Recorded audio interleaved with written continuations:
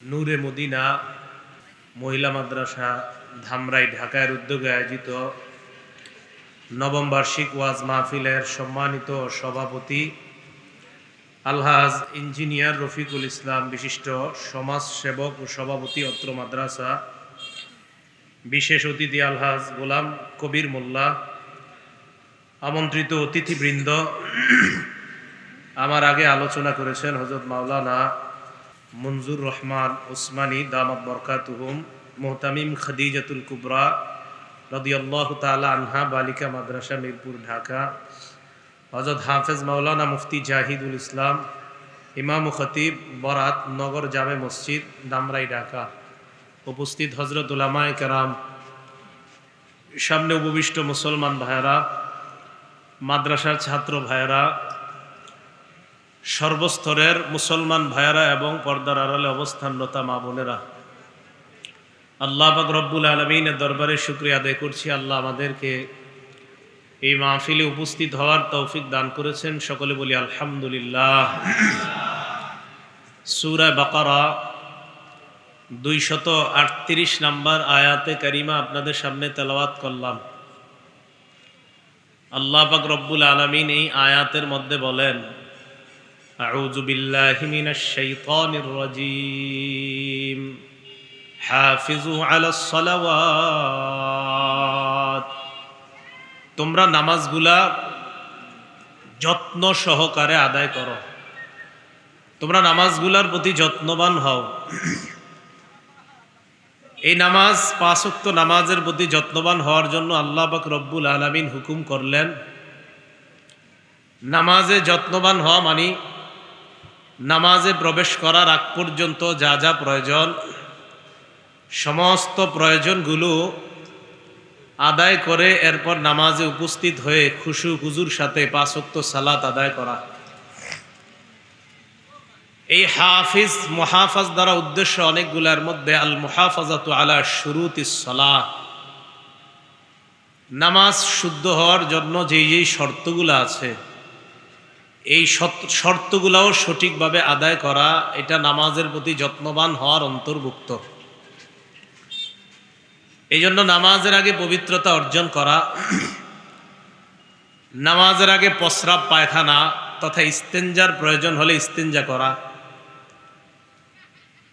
এই ইস্তেঞ্জা করার ক্ষেত্রে আবার রাসূলুল্লাহ সাল্লাল্লাহু আলাইহি সাল্লামের সুন্নাহ মোতাবেক যেন আমার ইস্তেঞ্জা হয় সেদিকে লক্ষ্য রাখা। ইস্তেঞ্জার ক্ষেত্রে আমরা কয়েকটা কথা মনে রাখবো। 1 নাম্বার, ইস্তেঞ্জায় যারা প্রবেশ করব, আল্লাহ খচিত কোনো জিনিস যেন আমার সাথে না থাকে, যেমন আল্লাহ লেখা আছে আংটি ইত্যাদি, এগুলো যেন আমার সাথে না থাকে। 2 নাম্বার, যদি আপনি খোলা ময়দানে ইস্তেঞ্জা করেন তাহলে লোকালয় থেকে একটু দূরে যাওয়া। আর যদি বাসাবাড়ি হয় অথবা মসজিদের টয়লেট প্রস্রাবখানা, সেটা ভিন্ন কথা, শুধু আপনার পর্দা দেওয়া আছে, দেয়াল দেওয়া আছে। আবু দাউদ শরীফের 2 নম্বর হাদিস, জাবের রাদিয়াল্লাহু তাআলা আনহুর বর্ণনা, আন জাবির ইবনে আব্দুল্লাহ রাদিয়াল্লাহু তাআলা আনহু قال ইন্নান নাবিয়্য সাল্লাল্লাহু আলাইহি ওয়াসাল্লাম কানা ইযা আরাদাল বারাজ, রাসূল আকরাম সাল্লাল্লাহু আলাইহি সাল্লাম যখন ইস্তিনজা প্রয়োজন সারার জন্য ইচ্ছা করতেন, ইনতালাকা, রাসূল সাল্লাল্লাহু আলাইহি সাল্লাম দূরে চলে যাইতেন, হাত্তা লা ইয়ারাহু আহাদ, এমন দূরে যাইতেন যে কেউ রাসূলকে আর দেখতে পাইতো না। তো খোলা ময়দানে যদি রাসূল সাল্লাল্লাহু আলাইহি সাল্লাম ওনার ইস্তিনজা সারার প্রয়োজন হতো, তাহলে উনি এমন জায়গায় যাইতেন যেখানে ওনাকে মানুষ দেখতে না পায়। এখান থেকে আমাদের একটা বিষয় শিক্ষণীয়, যেখানে সেখানে প্রস্রাব করতে বসে না যাওয়া। অনেককেই দেখা যায় দেয়ালের পাশে দাঁড়ায় ছেড়ে দেয়। তো এই বিষয়গুলো আসলে নির্লজ্জতার পরিচয়। তাহলে 2 নাম্বার আমরা জানলাম যে ইস্তেঞ্জা যদি লোকালয়ে করা হয় দূরে যাওয়া, আর যদি বসত বাড়ি অথবা মসজিদে, এগুলো তো ব্যবস্থাপনা আছে। 3 নাম্বার, ইস্তেঞ্জায় প্রবেশ করার আগে দোয়া পড়া, বাম পা দিয়ে প্রবেশ করা। সহিহ বুখারী হাদিস নাম্বার 142 নম্বর হাদিস। এই হাদিসের বর্ণনাকারী সাহাবা আনাস রাদিয়াল্লাহু তাআলা আন রাসূল সাল্লাল্লাহু আলাইহি সাল্লামের খাদেম। আন আনাস ইবনে মালিক রাদিয়াল্লাহু তাআলা আনহু قال كان النبي صلى الله عليه وسلم إذا أراد أن يدخل الخلاء قال اللهم إني أعوذ بك من الخبث والخبائث। রসুল আকরাম সাল্লাল্লাহু আলাইহি সাল্লাম যখন ইস্তিনজায় প্রবেশ করতেন তখন আল্লাহর কাছে দোয়া করতেন, আল্লাহ আমি আপনার কাছে পানাহ চাই, খবিস জিন ভূত থেকে পানাহ চাই, বদ অভ্যাস থেকে আপনার কাছে পানাহ চাই। বদ অভ্যাস দ্বারা উদ্দেশ্য ইস্তেঞ্জায় যাওয়ার পরে এমন কর্ম যেন আপনার দ্বারা না হয় যেই কর্মে আপনার যৌবনের ক্ষতি হতে পারে, এটা বদ অভ্যাস। এটা কি অভ্যাস? হ্যাঁ, বদ অভ্যাস। রসুল আকরাম সাল্লাল্লাহু আলাইহি সাল্লাম ইস্তেঞ্জায় যাওয়ার আগে আল্লাহর কাছে এই দোয়াটা করতেন, আল্লাহ আমি আপনার কাছে পানাহ চাই, খন্নাস জিন থেকে, খারাপ জিন ভূত থেকে পানাহ চাই, বদ অভ্যাস থেকে আপনার কাছে পানাহ চাই। এই দোয়া পরে ইস্তেঞ্জায় প্রবেশ করলে আশা করা যায় আল্লাহ সমস্ত প্রকার বালা মুসিবত থেকে হেফাজত করবেন। 4 নাম্বার, ইস্তেঞ্জা থেকে যখন বের হবেন ডান পা দিয়ে বের হবেন এবং একটা দোয়া পড়বেন। তিরমিজি শরীফ হাদিস নাম্বার 7। আন আয়েশা উম্মুল মুমিনিন রাদিয়াল্লাহু তাআলা আনহা কানা নবী সাল্লাল্লাহু আলাইহি ওয়াসাল্লাম ইযা আরাদাল খুরুজা মিনাল খালা অথবা ইযা খারাজা মিনাল খালা।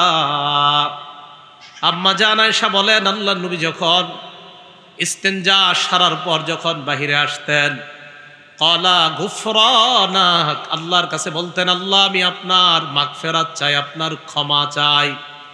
নবী ইস্তেঞ্জা থেকে বের হওয়ার পর বলতেন আল্লাহ আমি আপনার ক্ষমা চাই, আমি আপনার মাগফিরাত চাই। আরেকটা দোয়া আছে, সেটাও বলা যায় আলহামদুলিল্লাহিল্লাযী আযহাবা আন্নিল আযা ওয়া আফানি।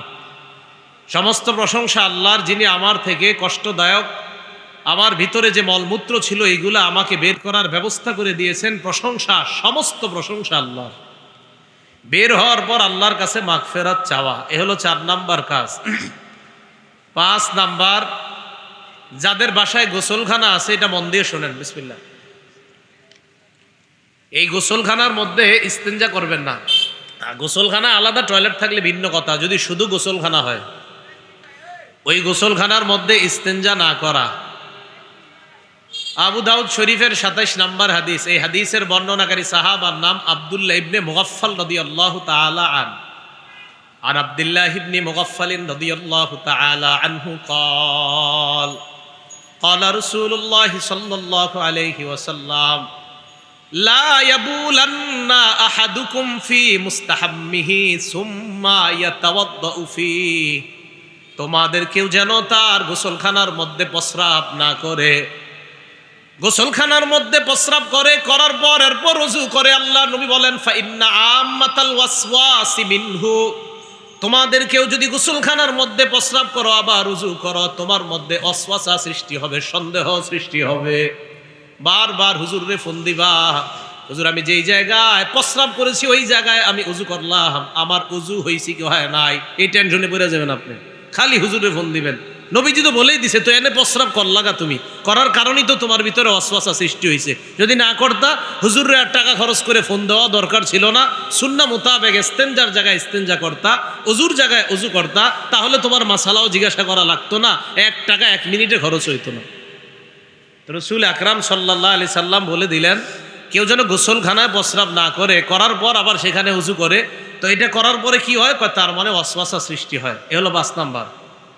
6 নাম্বার, ইস্তেঞ্জা আমরা যারা করি, করার ক্ষেত্রে অনেক সময় আবদ্ধ পানিতে ইস্তেঞ্জা করে, আবদ্ধ পানিতে প্রস্রাব ছেড়ে দেয় জিনিসটা আবদ্ধ পানির মধ্যে।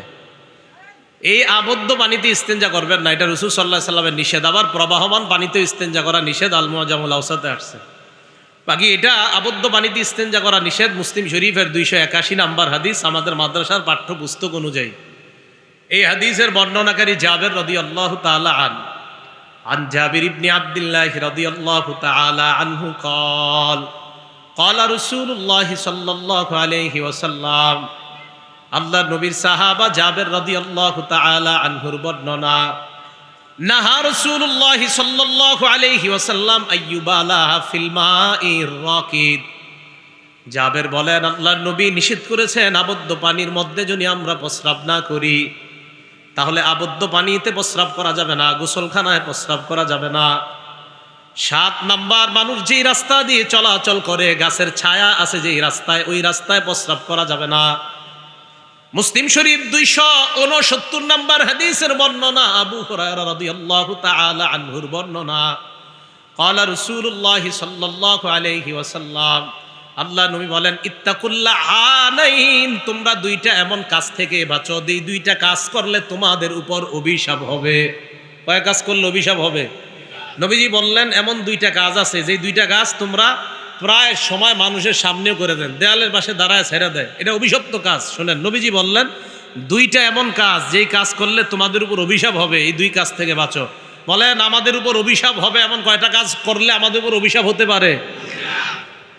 1 নাম্বার, সাহাবারা বললেন ওয়ামাল্লা আনানি ইয়া রাসূলুল্লাহ, অভিশপ্ত দুইটা কাজ কি যে দুই কাজ করলে অভিশাপের কারণ হতে পারে? নবীজি বললেন 1 নাম্বার, আল্লাযী ইয়াতাখাল্লা ফি তরিকিন নাস, মানুষ যেই রাস্তা দিয়ে চলাচল করে এই রাস্তার মধ্যে যেই ব্যক্তি মলমূত্র ত্যাগ করে এই ব্যক্তি অভিশাপের কাজ করে। মানুষ যেই রাস্তায় চলাচল করে এই রাস্তায় মলমূত্রের কাজ করলে অভিশাপের কাজ করে। রাতের বেলা হতে পারে আপনাদের কোনো ড্রাইভার এমন হয়েছে যে কোনো ড্রাইভার আপনি হঠাৎ গাড়ি থামাইলেন, আশেপাশে প্রস্রাব পায়খানার জায়গা পাইতেছেন না, বাস আপনি এক জায়গায় বসে ছেড়ে দিয়েছেন জিনিসটা। সকালবেলা মানুষ তো এই দিক দিয়ে যাওয়ার সময় সে কষ্ট পাইতেছে, এই কষ্ট পাওয়ার সাথে সাথে আপনার উপর অভিশাপ শুরু হয়ে গেছে। 1 নাম্বার, মানুষের রাস্তায় মলমূত্র ত্যাগ করা নিষেধ, এটা হলো অভিশাপের 1 নাম্বার অভিশপ্ত কাজ। 2 নাম্বার, আও ফি জিল্লিহিম, মানুষ যেই গাছের ছায়ায় আশ্রয় নেয় ওই ছায়ার মধ্যে প্রস্রাব করা নিষেধ। একটা গাছের ছায়া, মানুষ বাতাস খাওয়ার জন্য ওখানে বসে। ঢাকা শহরের চমৎকার উদাহরণ হলো ফ্লাইওভারগুলা, যে ফ্লাইওভার ওভারব্রিজগুলা, এই ওভারব্রিজগুলার নিচে সাধারণত কিছু মানুষ, এই মানুষগুলার মাথার মধ্যে কি আছে আল্লাহ জানে, এরা কি করে ফ্লাইওভারের গোড়াতে প্রস্রাব পায়খানা করে রাখে। এটা অভিশপ্ত কাজ, এটা অন্যায়, এটা নিষেধ। এলো 7 নাম্বার। 8 নাম্বার, প্রস্রাব করার সময় রাসূল আকরাম সাল্লাল্লাহু আলাইহি সাল্লাম আরেকটা বিষয় গুরুত্ব দিয়েছেন, কোনো গর্তের মধ্যে প্রস্রাব করবেন না। একটা গর্ত কোথাও দেখছেন, এখানে প্রস্রাব করবেন না। এইখানে প্রস্রাব করা নিষেধ কেন? আবু দাউদ শরীফের 161 নাম্বার হাদিস, নাহা রাসূলুল্লাহ সাল্লাল্লাহু আলাইহি ওয়াসাল্লাম, আল্লাহ নবী নিষেধ করেছেন আইয়ুবালা ফিল জুহরি, আল্লাহ নবী গর্তের মধ্যে প্রস্রাব করতে নিষেধ করেছেন। নবীজি কেন নিষেধ করলেন? অন্য বর্ণনায় আসছে ফাইন্নাহা মাসাকিনুল জিন্নি, গর্তগুলা হলো জিন্নাতের ঘর।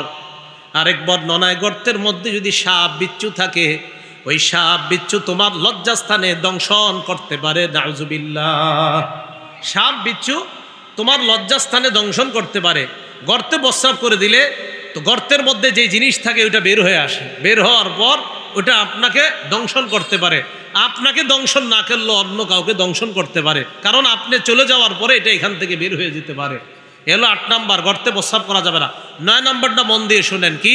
একজনে প্রস্রাব করে, আরেকজন দাঁড়ায় রয়েছে ঢিলা নিয়ে, দুইজন কথা কয়। একজন প্রস্রাবে আছে, আরেকজন ঢিলা নিয়ে দাঁড়াইছে, তুই তাড়াতাড়ি শেষ কর, আরে আমিও পানি নিব, তুই শেষ কর তাড়াতাড়ি। এই যে দুইজনে কথা, এই ইস্তেঞ্জার সময় কথা বলা নিষেধ। কথা বুঝে আসছে? বলেন ইস্তেঞ্জার সময় কি বলা নিষেধ? হ্যাঁ, এটা গর্হিত কাজ, এটা অন্যায় কাজ, কথা বলা যাবে না। রাসূল আকরাম সাল্লাল্লাহু আলাইহি সাল্লাম নিষেধ করেছেন। নাসাই শরীফের 37 নাম্বার হাদিস, আব্দুল্লাহ ইবনে ওমর রাদিয়াল্লাহু তাআলা আনহুমার বর্ণনা। আর আব্দুল্লাহ ইবনে ওমর রাদিয়াল্লাহু তাআলা আনহুমা قال, আব্দুল্লাহ ইবনে ওমর রাদিয়াল্লাহু তাআলা আনহুমার বর্ণনা, মাররা রাজুলুন আলান নবী সাল্লাল্লাহু আলাইহি ওয়াসাল্লাম ওয়া হুয়া ইয়াবুল, আল্লাহ নবীর পাশ দিয়ে এক ব্যক্তি অতিক্রম করলেন। আল্লাহ নবী তখন প্রস্রাব করতেছিলেন। এই মাসালাটা ভালো করে শুনেন। নবীজি প্রস্রাব করতেছে, আর নবী প্রস্রাব করতেছে শব্দটা এভাবে না বইলা, আমাদের নবীজি ছোট ইস্তেঞ্জা করতেছে। নবীজি ছোট ইস্তেঞ্জা করতেছে, যেটা আমরা প্রস্রাব বলি, আমরা যেটাকে প্রস্রাব বলি। রাসূল আকরাম সাল্লাল্লাহু আলাইহি সাল্লাম ছোট ইস্তেঞ্জা সার ছিলেন, যেটাকে আমরা প্রস্রাব বলি। আমাদের শানে ঠিক আছে প্রস্রাব শব্দগুলো, সমস্যা নেই। রসুল আকরাম সাল্লাল্লাহু আলাইহি সাল্লামের পাশ দিয়ে একজন অতিক্রম করলেন, করার সময় ফাসাল্লামা আলা নবী সাল্লাল্লাহু আলাইহি ওয়াসাল্লাম, নবীজির সালাম দিছে, আসসালামু আলাইকুম। কি করছে? সালাম দিছে। ফালাম ইয়ারুদ্দা আলাইহিস সালাম, আল্লাহ নবী তার সালামের জবাব দেয় নাই। নবীজি সালামের মাসালাটা মনে থাকবে নি? না, থাকে না আপনাদের।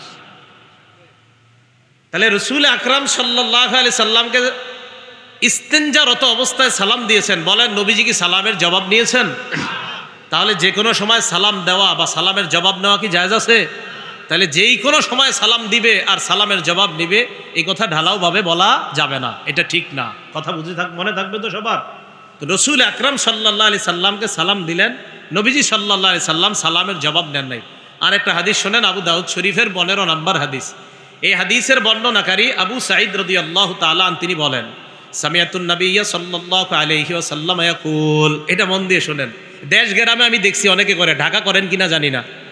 নবীজি বলেন, লা ইয়াখরুজুর রাজুলান ইয়াদরিবানিল গাইতা, দুই ব্যক্তি বের হয়েছে মলমূত্র ত্যাগ করার জন্য, একজন এক পাশে বসছে আরেকজন আরেক পাশে, অথবা ঢাকার শহর একজন এক প্রস্রাবখানায় আরেকজন আরেকটায়, অথবা দুই টয়লেটের মধ্যে একজনে একটাতে আরেকজনে আরেকটাতে বসছে, দুইজনে দুইটায়।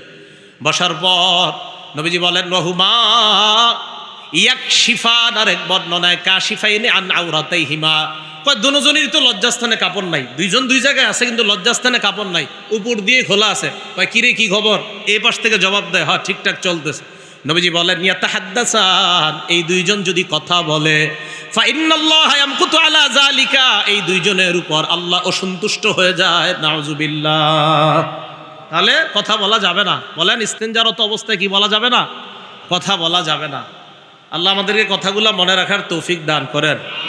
এগুলো 9 নাম্বার। 10 নাম্বার, প্রস্রাবের ছিটা ফোঁটা থেকে খুব সতর্কতার সাথে বাঁচতে হবে। প্রস্রাবের ছিটা ফোঁটা থেকে সতর্কতার সাথে বাঁচতে হবে। এই জন্য তো টিস্যু ব্যবহার ইত্যাদির জোর দেয় উলামায়ে কেরাম। ইবনে মাজাহ হাদিস নাম্বার 282 নাম্বার হাদিস, এই হাদিসের মধ্যে আসছে। আর মসজিদগুলার প্রস্রাবখানাগুলাও এমনভাবে তৈরি করা যেন প্রস্রাব করার পর মুসল্লি যারা ইস্তেঞ্জা সারবে তাদের উপর ছিটা আসা, অথবা পানি ছাড়ার পর এমন সিস্টেম করা যেই পানির কারণে পানি ওই প্রস্রাবে লেগে প্রস্রাবের ছিটা আমার গায়ে না আসে, এমনভাবেই তৈরি করা। এবং বাসা বাড়িতে এমন করা। তবে কষ্টের বিষয়, অনেক জায়গায় আপনার এটা হয়ে যায়, পানি পড়ার পর ওই নাপাকিটা শরীরে এসে যাচ্ছে। এটা কিন্তু সতর্ক থাকা, মসজিদের দায়িত্বশীল যারা, এটা সবাই সতর্ক থাকা। রসুল আকরাম সাল্লাল্লাহু আলাইহি সাল্লাম কি ভয়ঙ্কর কথা বলেছেন দেখেন। মানে নবীজির কথা ভয়ঙ্কর না, বাকি এই কাজ যারা করে তাদের এই আমলটা কতটা ভয়ঙ্কর এটা দেখেন। ইবনে মাজাহ 282 নাম্বার হাদিস, মাররা রাসূলুল্লাহি সাল্লাল্লাহু আলাইহি ওয়াসাল্লাম বিকবরাইনি জাদীদাইন, নবী দুইটা নতুন কবরের পাশ দিয়ে অতিক্রম করলেন। এটা ইবনে মাজাহর বর্ণনা। অন্য বর্ণনা আসছে, মাররা রাসূলুল্লাহি সাল্লাল্লাহু আলাইহি ওয়াসাল্লাম আলাল কবরাইন, নবী দুই কবরের পাশ দিয়ে গেলেন। যাওয়ার সময় আল্লাহ নবী বললেন, ইন্নাহুমা লা ইউআযাবান, এই দুই কবরের মধ্যে যারা আছে তাদেরকে আযাব দেওয়া হচ্ছে, তাদেরকে শাস্তি দেওয়া হচ্ছে। আল্লাহ নবী বললেন, ওমা ইউআযাবানি ফি কাবীর, তাদেরকে বড় কোনো কঠিন কারণে শাস্তি দেওয়া হচ্ছে না। সাহাবাদেরকে আল্লাহ নবী বললেন, দুইটা অপরাধের কারণে দুই কবরওয়ালা শাস্তি পাইতেছে। কয় অপরাধ? 1 নাম্বার, আম্মা আহাদুহুমা ফাকানা ইয়ামশি বিন নামিমা, একজন চুগলখড়ি করত, একজনের কথা আরেকজনের কাছে লাগিয়ে বেড়াইতো, এই জন্য তার কবরে শাস্তি হচ্ছে। ও আম্মাল আখার ফাকানা লা ইস্তাতিরু মিনাল বাউল, আরেকজন প্রস্রাবের ছিটা ফোঁটা থেকে বাঁচত না, প্রস্রাবের থেকে বাঁচার জন্য সে ভালোভাবে পবিত্রতা অর্জন করত না, প্রস্রাবের ছিটা ফোঁটা শরীরে লাগলো কিনা এটার ব্যাপারে সে যে সতর্কতা অবলম্বন করা প্রয়োজন এটা করতো না। তো নবীজি বলেন, দুই কবরে দুইজনের শাস্তি হচ্ছে, একজন নাপাকি থেকে সঠিকভাবে না বাঁচার কারণে, আরেকজনের শাস্তি হচ্ছে এই ব্যক্তি চুগলখড়ি করত। আল্লাহ এই বিষয়গুলো আমাদেরকে গুরুত্ব সহকারে অনুধাবন করে এই বিষয়গুলো সতর্কতার সাথে আমলে যেন আনতে পারি, আল্লাহ তৌফিক দান করেন। 11 নাম্বার, প্রস্রাব ইত্যাদি করার সময় ক্যাবলার সামনে দিয়েও প্রস্রাব পায়খানা করবেন না, ক্যাবলা পিছনে দিয়েও প্রস্রাব পায়খানা করবেন না। আবার বলছি, কেবলা সামনে দিয়েও প্রস্রাব পায়খানা করা যাবে না, কেবলা পিছনে। বাচ্চাদেরকে কমোডে কেবলা পিছনে দিয়ে অথবা কেবলা সামনে দিয়ে বাচ্চাদেরকেও বসাবেন না। স্বামীরা স্ত্রীদেরকে বলে দিবেন, বাচ্চাকে যখন কমোডে বসায় তখন যেন এই বাচ্চার সামনে এবং পিছনটা এটা যেন কেবলার দিকে না হয়, মনে থাকবে তো? রসুল আকরাম সাল্লাল্লাহু আলাইহি সাল্লাম হাদিসের মধ্যে বলে, দেখেন আবু দাউদ শরীফ হাদিস নাম্বার 7, এই হাদিসের মধ্যে রসুল আকরাম সাল্লাল্লাহু আলাইহি সাল্লাম বলেন, নবীজির সাহাবা সালমান ফারসি রাদিয়াল্লাহু তাআলা আনহুকে এক ব্যক্তি বললেন, বা ইহুদিদের থেকে বলা হলো, সালমান, তোমাদের নবী দেখি তোমাদেরকে সব কিছু শিখায়। বা কি শিখায়? তো এক বর্ণনা আসছে, কদ আল্লামাকুম নাবিয়্যুকুম কুল্লা শাইইন হাত্তাল খিরাআহ, তোমাদের নবী দেখি তোমাদেরকে সব কিছু শিখায়, প্রস্রাব পায়খানা কিভাবে করবা এটাও দিয়ে শিখায়। বলেন আলহামদুলিল্লাহ। আমাদের নবী আমাদেরকে এত মায়া করে যে প্রস্রাব পায়খানা কিভাবে সঠিকভাবে করা যাবে এটাও শিখাইছে। হযরতে সালমান গর্ব করে বলতেন, আজাল, হ্যাঁ হ্যাঁ, আমাদের নবী এত মায়া, এইগুলাও আমাদেরকে শিখাইয়া দিছে। সুবহানাল্লাহ। শুধু তাই নয়, আমরা কিভাবে কোথায় বসবো শিখাইয়া দিছে। লাকাদ নাহানা আন নাস্তাকবিলাল কিবলা, আল্লাহ নবী আমাদেরকে নিষেধ করছেন আমরা যেন প্রস্রাব পায়খানা করার সময় বিগাইতিন আও বাউলিন, গায়েত মানে হলো টয়লেটে যেটা করা হয়, বাউলিন মানে হলো প্রস্রাব, মলমূত্র ত্যাগ করার সময় যেন আমরা কেবলাকে সামনে না রাখি। এটা আবু দাউদ শরীফের 7 নম্বর হাদিস। তাহলে কেবলা সামনে রাখা যাবে না, এতটুকু পাইলাম। আর কেবলা যে পিছনে রাখা যাবে না, এই দলিল পরের হাদিসে, আবু দাউদের 8 নম্বর হাদিসে রাসূল সাল্লাল্লাহু আলাইহি সাল্লাম বলেছেন, লা ইস্তাকবিলিল কিবলাতা ওয়ালা ইস্তাদবিরহা। মাদ্রাসা ছাত্র যারা আছেন আপনারা তো জানেনই, ইস্তিকবালে কেবলা, ইস্তিদবারে কেবলা, আবু দাউদ এবং তিরমিজির লম্বা আলোচনা। তো কেবলাকে সামনেও দেওয়া যাবে না, কেবলাকে পিছনেও দেওয়া যাবে না। আল্লাহ আমাদের সকলকে এবং বাচ্চাদেরকেও ছোটবেলা থেকে যেন এইভাবেই অভ্যস্ত করে তুলতে পারি, আল্লাহ তৌফিক দান করেন। 12 নাম্বার, ইস্তেঞ্জা করার পর তাকান আমার দিকে, ডান হাত দিয়ে ইস্তেঞ্জার পবিত্রতাটা সারবেন না। কোন হাত দিয়ে? মানে ডান হাত ব্যবহার করবেন না, বাম হাত ব্যবহার করবেন, ডান হাত না। সহিহ বুখারী হাদিস নাম্বার 154 নাম্বার হাদিস, ক্বালা রাসূলুল্লাহ সাল্লাল্লাহু আলাইহি ওয়াসাল্লাম, আল্লাহ নবী বলেন, ইদা বালা আহাদুকুম, তোমাদের কেউ যখন প্রস্রাব করে, ফালা ইয়াখুযান্না যাকারাহু বিয়ামিনিহি, সে যেন তার ডান হাতের মাধ্যমে লজ্জাস্থান স্পর্শ না করে। তোমাদের কেউ যখন ইস্তেঞ্জা করে, প্রস্রাব করে, সে যেন ডান হাত দ্বারা তার লজ্জাস্থান না ধরে, স্পর্শ না করে। ওয়ালা ইয়াস্তানজিয়া বিয়ামিনিহি, ডান হাত দ্বারা যেন ওই ইস্তেঞ্জার জায়গাটা, অপবিত্র জায়গাটা যেন ডান হাতের মাধ্যমে পবিত্র না করে। হ্যাঁ, ডান হাতে আপনি পানির জিনিসটা ধরতে পারেন, কিন্তু আপনার লজ্জাস্থান বা অপবিত্র জায়গাগুলোতে যেন ডান হাত না লাগে। কথা মনে থাকবে তো? এটা হলো 12 নাম্বার। তাহলে বাম হাত দ্বারা। 13 নাম্বার, ইস্তেঞ্জা করার সময় যারা ঢিলা ব্যবহার করবেন, কমপক্ষে 3টা ঢিলা ব্যবহার করবেন। কয়টা? 3টা। যদি মাটির ঢিলা ইত্যাদি আর কি ব্যবহার করা হয়, তো ঢাকা তো টিস্যু ব্যবহার করা হয়। গ্রামগঞ্জের মাদ্রাসাগুলোতে এখনো আছে। হযরত মনে মেঘল পড়ছেন না? মেঘল তো আছে এখনো। তো এইগুলা চট্টগ্রাম কেন্দ্রিক মাদ্রাসাগুলোতে এখনো ঢিলা আছে, দেশগ্রামে আছে। পাহাড়পুর মাদ্রাসা, কুমিল্লা, আমাদের এই মাদ্রাসাগুলোতে এখনো আছে। তো ঢিলা ব্যবহার করলে কমপক্ষে 3টা। আবু দাউদ শরীফের 7 নম্বর হাদিসে ওই যে হযরত সালমান ফারসি বলেছেন, নবীজি আমাদেরকে নিষেধ করেছেন, আন্নাস্তানজিয়া বিআকাল্লা মিন সালাসাতি আহজার, 3টা পাথরের কম যেন আমরা না নেই, 3টার বেশি যেন নেই। তাহলে ঢিলা কমপক্ষে 3টার চেয়ে বেশি হওয়া যায়। যারা ঢিলা নেবেন, ওই সুন্নাহ যদি কেউ আদায় করতে পারেন করবেন। আর কি, এটা করার পর পানি ব্যবহার করবেন। এটা করার পর কি ব্যবহার করবেন? পানি। সূরা তওবার 108 নম্বর আয়াত যখন নাজিল হয়েছে, এই আয়াতের অনুবাদটা আগে শোনেন, এরপরে ঘটনাটা শোনাই। আল্লাহ পাক রব্বুল আলামিন বলেন, আউযু বিল্লাহি মিনাশ শাইতানির রাজীম, ফীহি রিজালুন ইউহিব্বুনা আন ইয়াতাতাহহারু ওয়াল্লাহু ইউহিব্বুল মুত্তাহহিরিন। আল্লাহ পাক কোরআনের মধ্যে জানায়া দেয়, অমুক এলাকায় মসজিদের মধ্যে একদল মুসল্লি আছে। এই মুসল্লিরা এমন যারা পবিত্রতা অর্জন করতে পছন্দ করে। আল্লাহ পবিত্রতা অর্জনকারীদেরকে ভালোবাসেন। সুবহানাল্লাহ। আল্লাহ পবিত্রতা অর্জনকারীদেরকে কি বাসেন? ভালো। এই জায়গায় অনুবাদটা, আল্লাহ বেশি পবিত্রতা অর্জনকারীদেরকে ভালোবাসে। বলেন কি বলছি? বেশি বেশি পবিত্রতা অর্জনকারীদেরকে ভালোবাসে। এই আয়াত নাজিল হওয়ার পর নবীজি গেছে কুবা এলাকায়, এলাকার নাম কুবা। এই কুবা এলাকায় যাওয়ার পর নবীজি কুবাবাসীদেরকে বললেন, তোমরা এমন কি আমল করো, কিভাবে পবিত্রতা অর্জন করো যে তোমাদের ব্যাপারে আল্লাহ কোরআনে আয়াত নাজিল করে দিছে। তখন তারা বললেন, ইয়া রাসূলুল্লাহ, আমরা ঢিলা ব্যবহার করার পর পানির মাধ্যমে ভালোভাবে পবিত্রতা অর্জন করে নেই। আল্লাহর নবী বললেন, তোমাদের এই পবিত্রতা ডাবল হওয়ার কারণে আল্লাহ তোমাদেরকে অধিক পবিত্রতা অর্জনকারী বলে কোরআনে আয়াত নাজিল করে দিলেন। তাহলে অধিক পবিত্রতা অর্জন করা, তাহলে টিস্যু যারা নেবেন নেওয়ার পরেও পানি নেওয়া, টিস্যু নেওয়ার পরে কি নেওয়া বলেন? পানি নেওয়া, এটা অধিক পবিত্রতা। বিসমিল্লাহ। 14 নাম্বার, হাড্ডি দ্বারা, কাগজ দ্বারা, কয়লা, এরপরে আপনার শুকনা গোবর ইত্যাদি এইগুলা দ্বারা ইস্তেঞ্জার জায়গা পরিষ্কার করা যাবে না। আবু দাউদ শরীফের 7 নাম্বার হাদিসে আসছে, সালমান ফারসি রাদিয়াল্লাহু তাআলা আনহু বলেন, নাহানা আন নাস্তানজিয়া বিরাজিইন আও বিআজমিন। রাসূল আকরাম সাল্লাল্লাহু আলাইহি ওয়াসাল্লাম আমাদেরকে হাড্ডি দ্বারা অথবা শুকনা গোবর ইত্যাদি দ্বারা, বক্তব্যের ছেলেরা পরে দেখবেন শুকনা গোবর, গাছের কাঁচা পাতা, খাদ্য দ্রব্য, কয় জিনিস দ্বারা ইস্তেঞ্জা করা নিষেধ, এগুলা দেখবেন এরা বলে, বাচ্চারা বলে, যদিও আপনাদের 50 বছরেররাও পারেন না, কষ্ট নিয়ে না, অথচ পারা দরকার ছিল আমাদের। এগুলা এগুলা এগুলা কিন্তু এগুলা ফরজে আইন বিদ্যা, এগুলো জানা দরকার। ওলামায়ে কেরামকে জিজ্ঞাসা করবেন, এগুলো মুসলমানের জানা জরুরি। না আপনি পবিত্রতা অর্জন করা সঠিকভাবে তো জানলেন না, কষ্ট নেন নাই তো, তাহলে কষ্ট না নিলে শিখে নিয়েন, শিখবেন, শিখে নিয়েন সবাই, আল্লাহ শিখার তৌফিক দান করেন। তো রাসূল আকরাম সাল্লাল্লাহু আলাইহি সাল্লাম আমাদেরকে জানায়া দিলেন নামাজের আগে এইভাবে পবিত্রতা অর্জন করা। এবার আসেন, ইস্তেঞ্জা করার পর আমরা যাদের ঘরে বাচ্চা আছে, বাচ্চা 2 ধরনের হবে, হয়তো ছেলে হবে, না হয় মেয়ে হবে। এখন ম্যাক্সিমাম মহিলাদের প্রশ্ন স্বামীর মাধ্যমে আলেমদের কাছে প্রশ্ন পাঠায়, হুজুর বাচ্চারা শরীরে প্রস্রাব করলে শরীর নাপাক হবে কিনা, বাচ্চারা প্রস্রাব করলে নাপাক হবে কিনা। বাস ইমাম নববী রহমতুল্লাহি আলাইহি মুসলিম শরীফের ব্যাখ্যায় লিখে দিয়েছেন, লা খিলাফা ফি নাজাসাতিহি, বাচ্চা প্রস্রাব করলে, পায়খানা করলে যে নাপাক হবে এই ব্যাপারে কোনো ইখতিলাফ নাই। উলামায়ে কেরাম ইজমা, ঐক্যমত, বাচ্চা প্রস্রাব পায়খানা করলেও শরীর নাপাক হয়ে যাবে, বাচ্চা প্রস্রাব পায়খানা করলেও নাপাক হয়ে যাবে।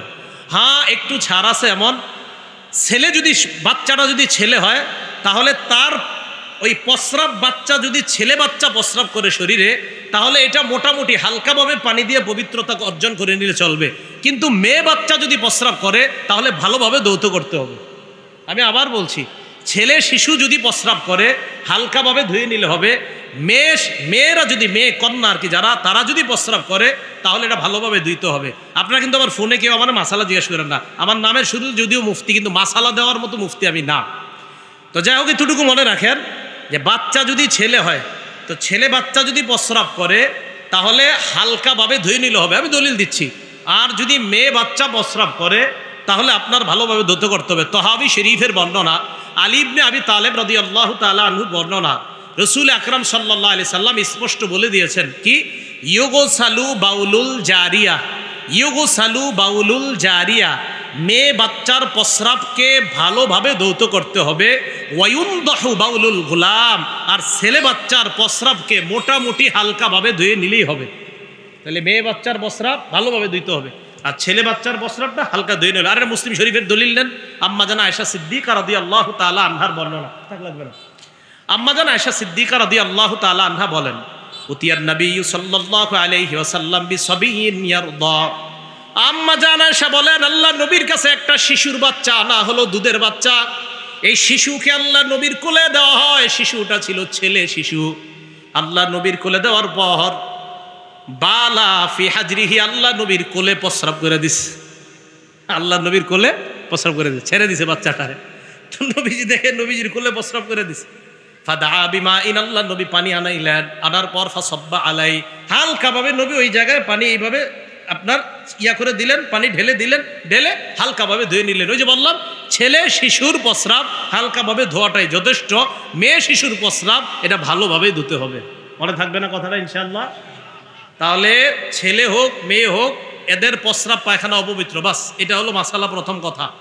দ্বিতীয় কথা, ছেলে বাচ্চার প্রস্রাব যদি হয় এটা হালকাভাবে ধৌত করলে, মোটামুটিভাবে ধৌত করলে যথেষ্ট হবে। আর মেয়ে বাচ্চার প্রস্রাবটা ভালোভাবে ধৌত হবে। হ্যাঁ, এরপরে যদি কারোর মধ্যে অস্বসা সন্দেহ থাকে, না হুজুর আমি দুটোটাই ভালোভাবে ধুইব, সমস্যা নেই, তো আপনি ধুন, সমস্যা নেই। ছেলেরটাও আপনি আরও ভালোভাবে, যেইভাবে মেয়েরটা ভালোভাবে ধোয়ার কথা বলা হয়েছে, তো ছেলেরটা এইভাবে ধৌত করেন, কোনো সমস্যা নেই। আল্লাহ আমাদের সকলকে ঘরে বাইরে পবিত্রতা অর্জন করে নামাজের পূর্ববর্তী শর্তগুলো যেন আমরা পালন করতে পারি, আল্লাহ তৌফিক দান করেন। এবার আসেন, নামাজের আগে আমাদেরকে পবিত্রতা অর্জন ছাড়া নামাজ হবে না, এই ব্যাপারে 3টা হাদিস শুনি। তিরমিজি শরীফের 1, 2, 3 এই প্রথম 3টা হাদিস শুনবো আমরা। তিরমিজি শরীফের 1 নম্বর হাদিস, ক্বালা রাসূলুল্লাহি সাল্লাল্লাহু আলাইহি ওয়াসাল্লাম লা তুকবালু সালাতুন বিগাইরি তুহুরিন। আল্লাহ নবী বলেন, পবিত্রতা অর্জন ছাড়া লা তুকবালু সালাত, কোনো নামাজ গ্রহণ করা হবে না। পবিত্রতা অর্জন ছাড়া কোনো নামাজ গ্রহণ করা হবে না। হাদিস নাম্বার 2, এটা একটু মন দিয়ে শোনেন। 2 নম্বর হাদিসটা কেন? কারণ আগামীকাল ফজর থেকে আপনারা আমি এখন যেভাবে বলবো এইভাবে নিয়তটা পাল্টানো শুরু করবেন ফজর থেকে। ক্বালা রাসূলুল্লাহি সাল্লাল্লাহু আলাইহি ওয়াসাল্লাম, আল্লাহ নবী বলেন, নামাজের আগে তোমরা যারা ওযু করবা, পবিত্রতা অর্জন করবা, তোমরা যারা পবিত্রতা অর্জন করার সময় ভালোভাবে তোমরা পবিত্রতা অর্জন করবা। আল্লাহ নবী বলেন, যখন তোমরা ওযুর মাধ্যমে মুখ ধৌত করবা, ভালোভাবে ধৌত করবা। কেন? দেখেন, নবীজি বলেন, ইযা তাওয়াদ্দাআল আব্দুল মুসলিমু আউল মুমিন, কোন মুসলমান অথবা মুমিন বান্দা যখন ওযু করে, ফাগাসালা ওয়াজহাহু, পানি দিয়ে যখন তার মুখ ধৌত করে, খারাজাত মিন ওয়াজহিহি কুল্লু খাতিআতিন নাযারা ইলাইহা বিআইনাই। নবীজি বলেন, কোন মুসলমান যখন ওযু করে, ওযুর পানি যখন চেহারার মধ্যে দেয়, তখন এই নজরের মাধ্যমে যেই গুনাহগুলা করছে, ওই পানির সাথে মাআল মাই আও মা আখিরি কতরিল মা, পানির সাথে অথবা পানির শেষ ফোঁটার সাথে তার এই গুনাহগুলা ঝরে যায়, পড়ে যায়। তাহলে আগামীকাল যখন ওযুটা করবো আমরা ফজর থেকে, চেহারায় পানিটা দেওয়ার সময় মাথায় রাখবো, মনে মনে রাখবো যে আল্লাহ, আমি তো চোখ দিয়ে কত গুনাহ করি আল্লাহ। মাহমুদ হাদিসে পড়ছি, আপনার নবী বলছেন যে মুখ ধৌত করলে শেষ ফোঁটার সাথে চোখের গুনাহগুলা ঝরে পড়ে যায়। আল্লাহ, আমি মুখে পানি দিচ্ছি মাহমুদ, আমার এই পানি দেওয়ার সাথে সাথে এই পানির সাথে যেন আমার চোখের গুনাহগুলা ঝরে পড়ে যায়। মনে থাকবে না ইনশাআল্লাহ? এ হলো মুখে পানি দিলাম। এরপরে কয় ওয়াইদা গাসালা ইয়াদাইহি, এরপরে যখন হাত ধৌত করবেন আপনি, আল্লাহ নবী বলেন, হাত ধৌত করার পর খরাজাত কুল্লু খাতিআতিন মিন ইয়াদাইহি বাতাশাতহা ইয়াদা, হাতের মাধ্যমে যত গুনাহ করছে পানির সাথে হাতের গুনাহগুলা ঝরে পড়ে যায়। এই হাদিস থেকে বোঝা যায় পায়ের গুনাহ আর যত অঙ্গ প্রত্যঙ্গগুলো আছে ধৌত করবেন, তো ওই পানির ফোঁটার সাথে আপনার গুনাহগুলা ঝরে পড়ার এই ব্যবস্থা আল্লাহ পাকের পক্ষ থেকে করা হয়। 3 নম্বর হাদিস, রসুল আকরাম সাল্লাল্লাহু আলাইহি ওয়াসাল্লাম পবিত্রতা অর্জন ছাড়া আমাদের যে সালাত হবে না, বাকি প্রথম 1, 2, 3 এই 3টা হাদিসের মধ্যে বলছেন যে পবিত্রতা অর্জন এটা হলো নামাজের শর্ত। তো 3য় হাদিসের মধ্যে নবীজি বলেন, তিরমিজি শরীফের, মিফতাহুস সালাতি আত-তুহুর, নামাজের চাবি হলো পবিত্রতা, পবিত্রতা অর্জন ছাড়া নামাজ খোলা যায় না। এবার চলেন আমরা নামাজে প্রবেশ করব। নামাজে প্রবেশ করার আগে যদি গোসল ফরজ না থাকে তাহলে ওযু করা। ওযুর ফরজ কয়টা বলেন তো? 4টা। সূরা মাইদার 6 নম্বর আয়াতে আল্লাহ পাক রব্বুল আলামিন বলেন, ইয়া আইয়ুহাল্লাযীনা আমানু ইযা কুমতুম ইলাস সালাহ, হে ঈমানদারগণ, তোমরা যখন নামাজে দাঁড়ানোর ইচ্ছা করো, ফাগসিলু বুজুহাকুম, তোমরা তোমাদের চেহারা ধৌত করো, ওয়া আইদিয়াকুম ইলাল মারাফিক, তোমরা তোমাদের হাতগুলা কোনই পর্যন্ত ধৌত করো, ওয়ামসাহু বিরুউসিকুম, 3 নাম্বার মাথা মাসহ করো, 4 নাম্বার আরজুলাকুম ইলাল কাবাইন, পাগুলা টাকনু পর্যন্ত পা ধৌত করো। এ হলো ওযুর 4 ফরজ। হাত ধৌত করা, মুখ ধৌত করা, মাথা মাসহ করা, আর পা এটা ভালোভাবে ধৌত করা যদি ওযু ফরজ হয় আপনার। আর যদি গোসল ফরজ হয় আপনার উপরে, ভালো করে মনে রাখবেন, যদি গোসল ফরজ হয় আপনার উপরে তো গোসলের 3টা ফরজ। 1 নাম্বার ভালোভাবে কুলি করা, 2 নাম্বার নাকের নরম জায়গা পর্যন্ত পানি পৌঁছায় দেওয়া, 3 নাম্বার সমস্ত শরীরে পানি পৌঁছায় দেওয়া। রাসূল আকরাম সাল্লাল্লাহু আলাইহি সাল্লাম বলেন, মান তারাকা মাউদিআ, মান তারাকা মাউদিআ, নবীজি সাল্লাল্লাহু আলাইহি সাল্লাম বলেন, শরীরের সামান্য অংশ যদি কারো শুকানো থাকে, পানি যদি না পৌঁছে, ইচ্ছাকৃতভাবে যদি এমন হয় যে তোমার শরীরে একটু অংশে তোমার অসতর্কতার কারণে গোসলে ওই অংশে পানি যদি না পৌঁছে, নবীজি সাল্লাল্লাহু আলাইহি সাল্লাম বলেন, তাহলে তাকে জাহান্নামের আগুনের মধ্যে কাজা ওয়া কাজা ওই শাস্তি দেওয়া হবে। মানে নবীজি সাল্লাল্লাহু আলাইহি সাল্লাম সাবধান বাণী আমাদেরকে দিয়েছেন। তাহলে গোসলের সময় মাথায় রাখা, ভালোভাবে কুলি করা, নাকের নরম জায়গা পর্যন্ত পানি পৌঁছায় দেওয়া, সমস্ত শরীরে পানি পৌঁছায় দেওয়া। কোনো কারণে কুলি করতে আপনি ভুলে গেলেন, নাকে পানি দিলেন আর সমস্ত শরীরে পানি দিলেন, কুলি করতে আর মনে নাই, তখন গোসল করার পরে এক গ্লাস পানি খেয়ে নেবেন, হয়ে যাবে। কি খেয়ে নেবেন? মনে পড়ার সাথে পানি খেয়ে নেবেন, হয়ে যাবে। অথবা পানি মুখে দিয়ে করে কুলি করে ফেলায় দিবেন। বাকি শরীরের কোনো অংশ যেন আপনার শুষ্ক না থাকে। কথাগুলো মনে থাকবে না? এবার নামাজের মধ্যে আমরা যারা প্রবেশ করব, নামাজের বাহিরে কয় ফরজ?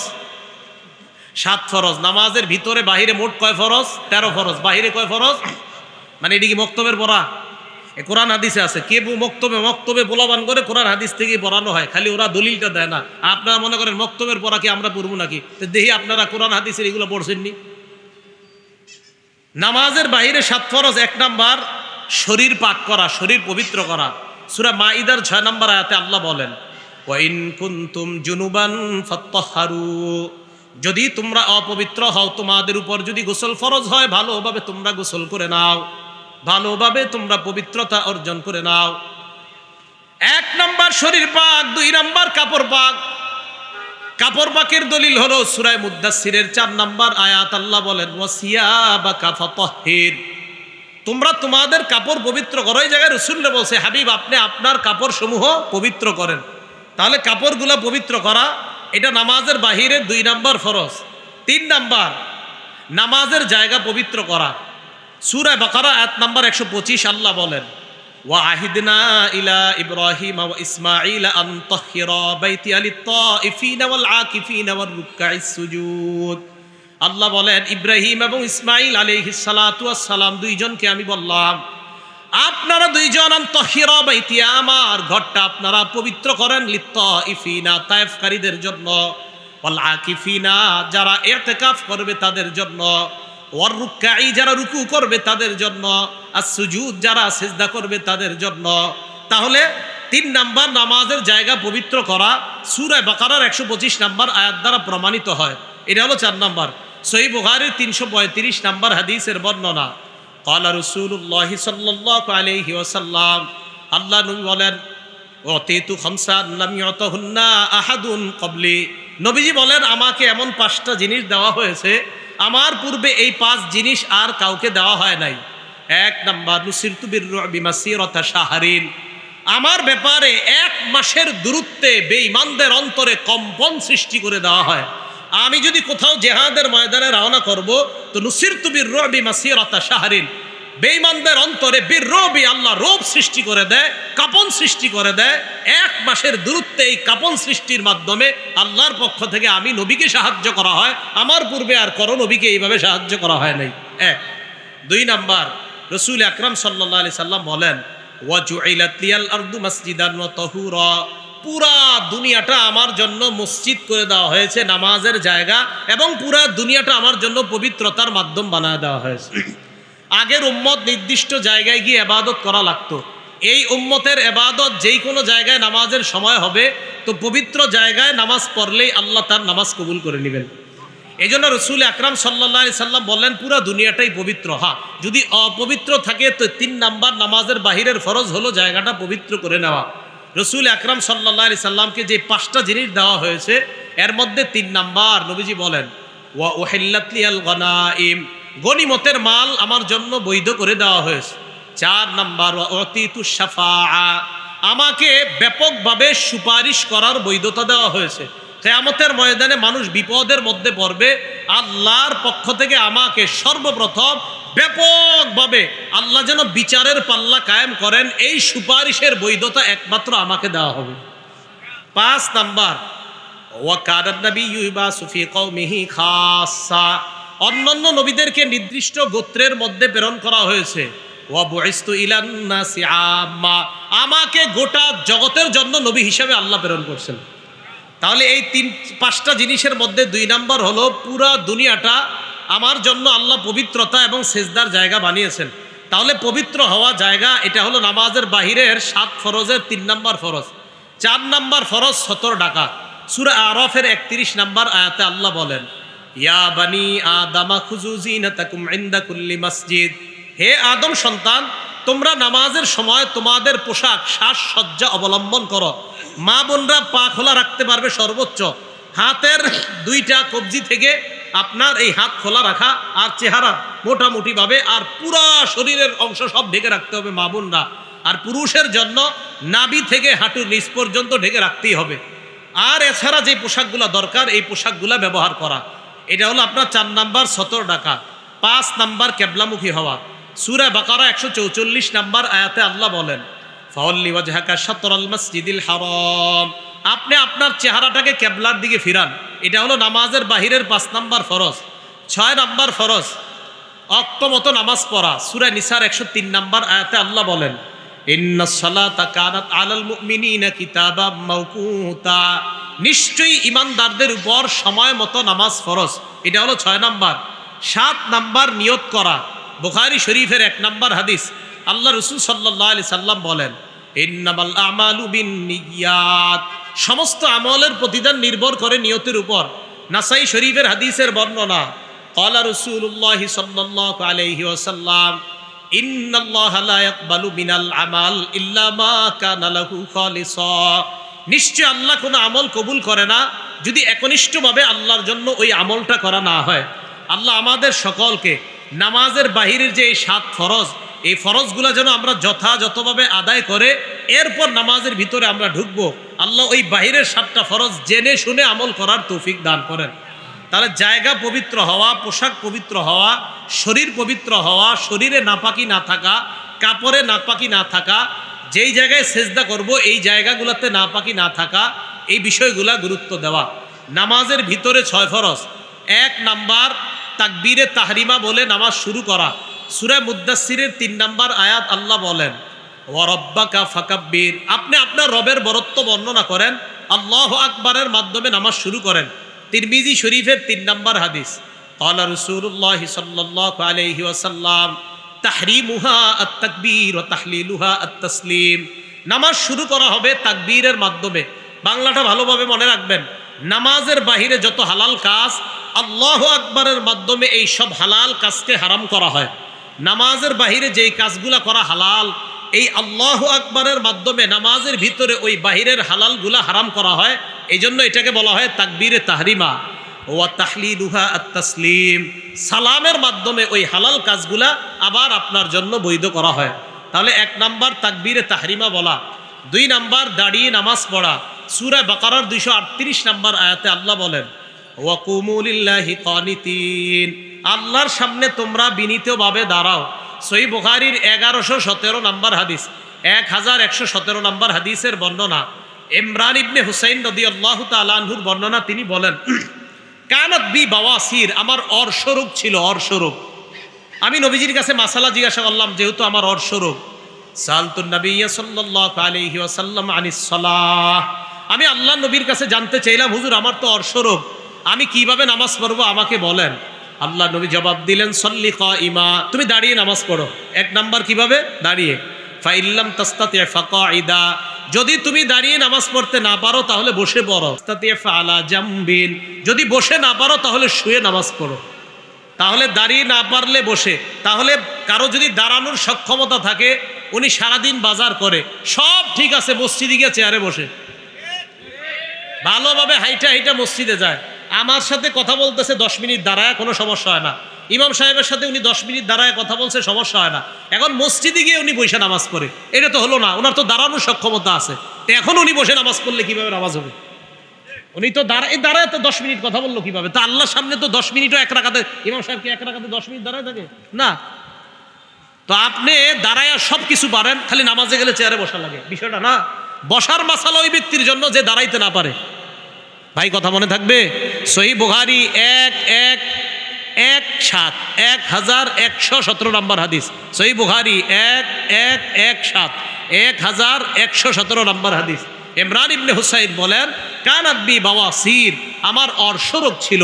আমি রাসূল সাল্লাল্লাহু আলাইহি সাল্লামকে প্রশ্ন করলাম, নামাজ পড়বো কিভাবে?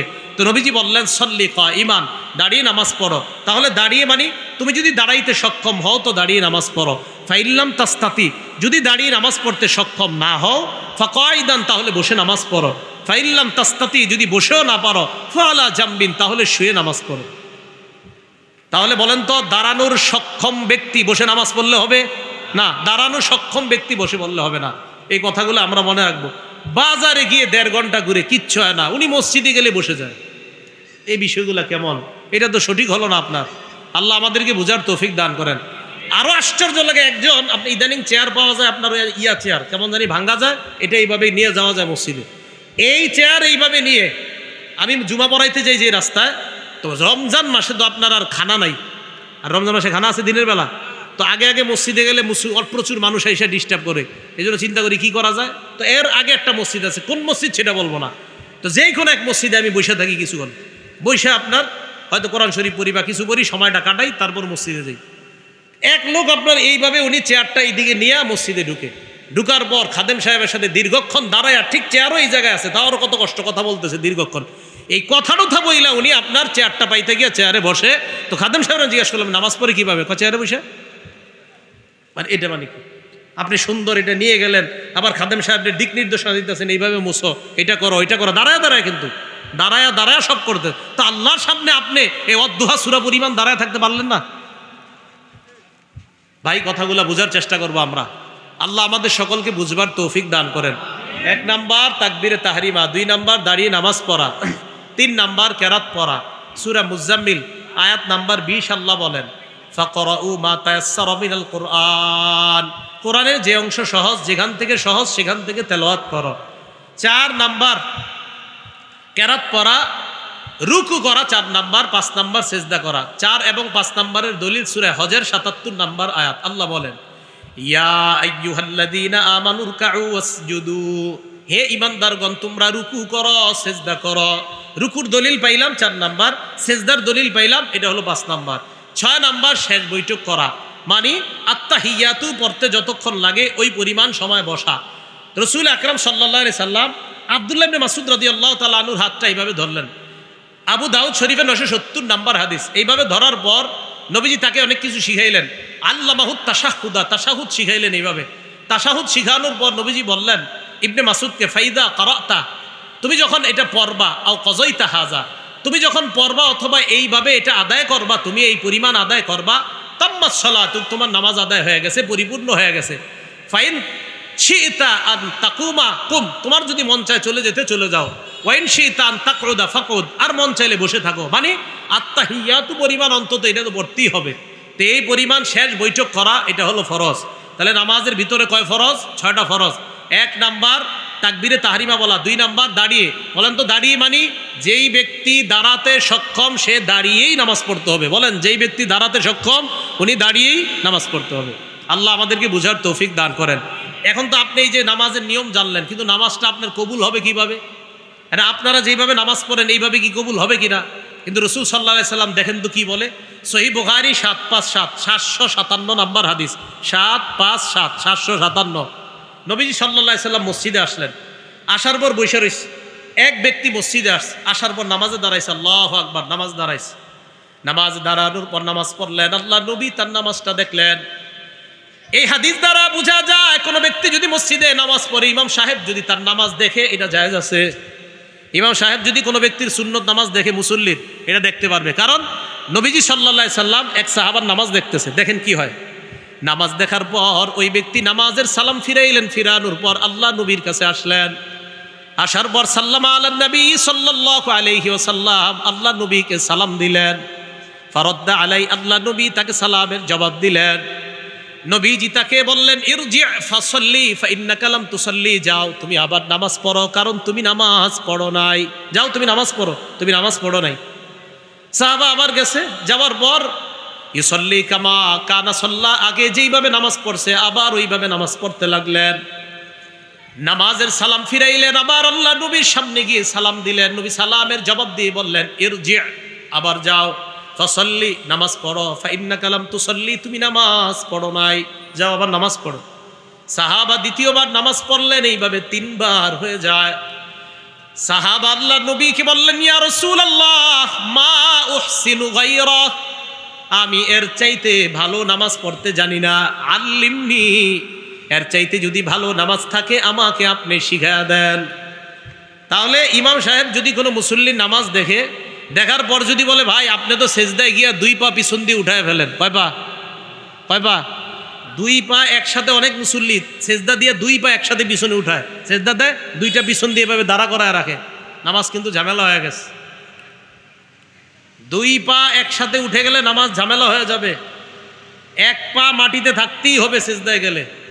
হ্যাঁ, হেদায়া মাসালা আছে স্পষ্ট, দুই পা উপরে কিন্তু উঠা যাবে না।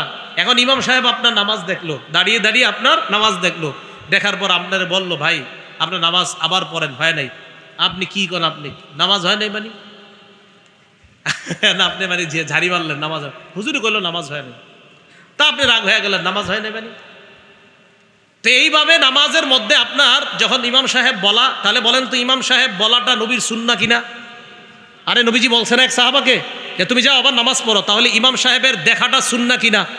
আচ্ছা, এরপরে এই বলাটা যে তুমি নামাজ, আপনি আবার নামাজটা পড়েন ভাই আপনার নামাজ হয় না, এই বলাটা ওনার অধিকার আছে কিনা? 3 নম্বরে আপনি পাল্টা হুজুরকে বলা উচিত, হুজুর আমার নামাজ তো আমি এর চেয়ে ভালো জানি না, কিভাবে পড়তে হয় আমারে শিখাইয়া দেন। তো সাহাবা নবীজি বললেন হুজুর আমারে শিখাইয়া দেন। তো নবীজি বললেন ইদা কুমতা ইলাস সালাহ, যখন তুমি নামাজের ইচ্ছা করবা, ফাকাব্বির, তখন তুমি তাকবীর বলে নামাজ শুরু করবা।